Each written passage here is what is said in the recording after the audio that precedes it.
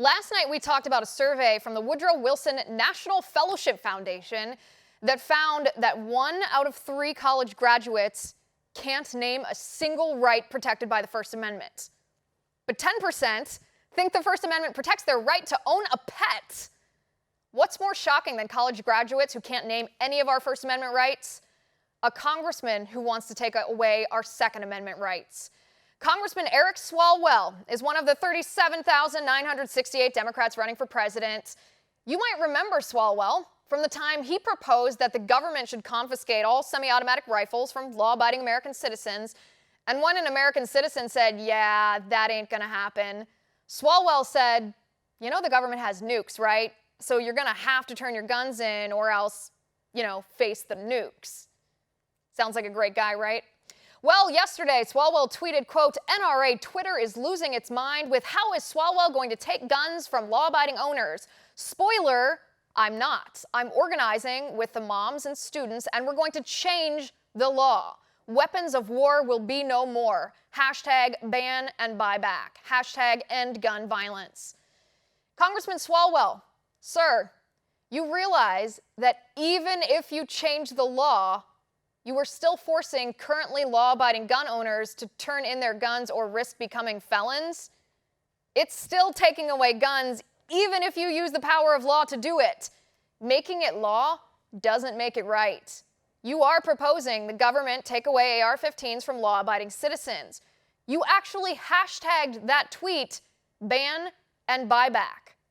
Buyback is just a silly euphemism for mandatory gun confiscation. Sir, you're telling lies.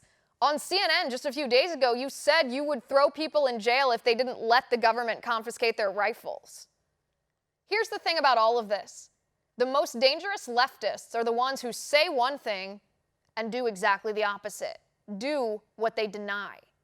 Eric Swalwell claims he doesn't want to take away your guns, but his actions prove that his words are lies. We all want to solve gun violence. We all want to stop mass shootings.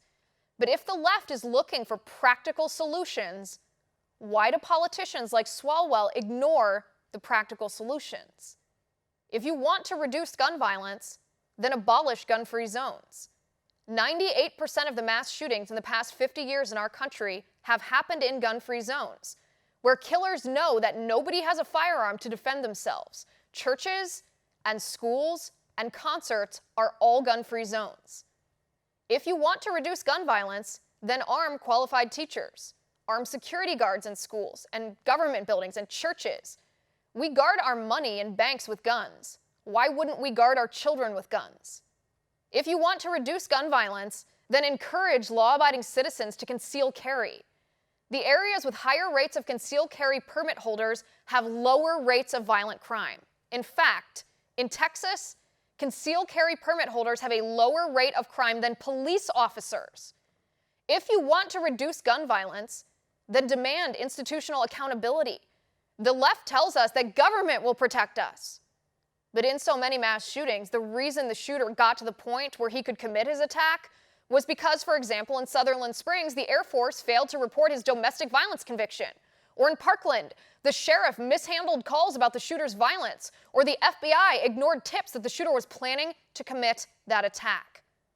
Time and time again, it's the government institutions that the left promises they'll keep us safe that fail to keep us safe. If Congressman Swalwell were serious about ending gun violence, he wouldn't target AR-15s, which are used in less than 1% of gun murders. He would enact practical reforms that we know work. But he refuses to do that. And that's my final point.